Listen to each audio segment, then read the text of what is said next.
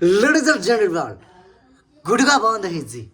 ଗୁଟୁକା ଯେଉଁ ବନ୍ଦ ହେଇଛି ଆପଣଙ୍କ ଭିତରେ କ'ଣ ପ୍ରତିକ୍ରିୟା ରହିବ?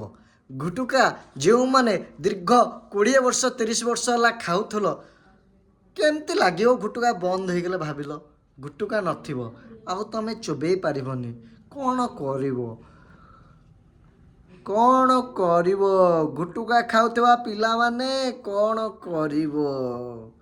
ମୋତେ ଲାଗୁଛି ମୁଁ କ'ଣ କରିବି?